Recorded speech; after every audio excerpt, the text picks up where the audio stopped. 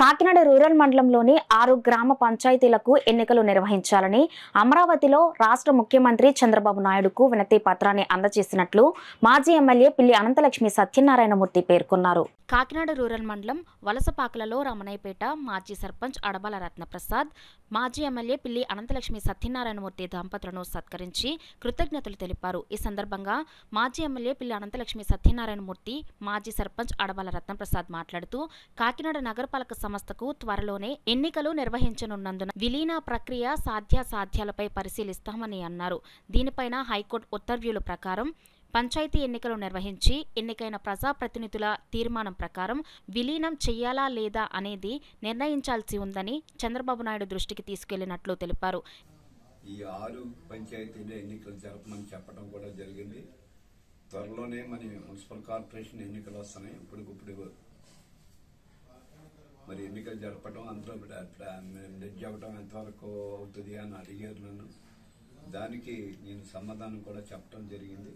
గతంలో కొంతమంది కార్యకర్తలు కానీ కొంతమంది సంఘాల నాయకుల ప్రతినిధులు కానీ ఎన్నికలు జరపమని పోటీకెళ్ళిన సందర్భాల్లో రిజర్వేషన్ అంటూ గ్రామ పంచాయతీలు కార్పొరేషన్లో కలపాలి అని ఒక రిజర్వేషన్ ఇవ్వాలి అంటే పబ్లిక్లో ఎన్నికైన ప్రజాప్రతినిధులుగా ఎన్నికైన గ్రామ పంచాయతీ సర్పంచ్ వాళ్ళ బాడీ ఎన్నికైన తర్వాత వాళ్ళు రిజర్వేషన్ ఇవ్వాలి తప్ప గవర్నమెంట్ నామినేట్ చేసిన ప్రత్యేక అధికారులు రిజర్వేషన్ చెల్లదని ఇచ్చాడు.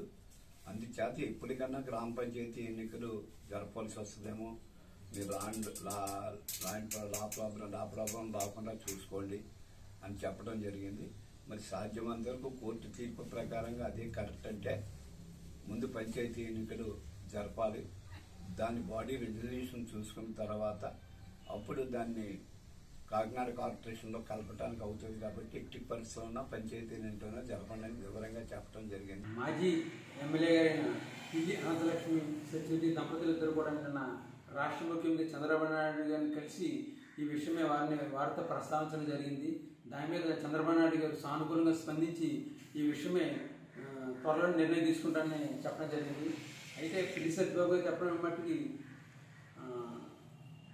రామడపేట గ్రామంతో 6 గ్రామ పంచాయతీలను కూడా విలీనం చేయాలంటే ముందుగా హైకోర్టు తీర్పు ప్రకారం గ్రామ పంచాయతీల్లో అన్ని ఎన్నికలు నిర్వహించి ఎన్నికైన ప్రజాప్రతినిధి ఇచ్చే తీర్మానం మీద విలీనం చేయాలనేసి హైకోర్టు స్పష్టంగా పేర్కొన్న విషయాన్ని మరి పిల్లి సత్యబాబు గారు చంద్రబాబు నాయుడు దృష్టికి తీసుకురావడం జరిగింది.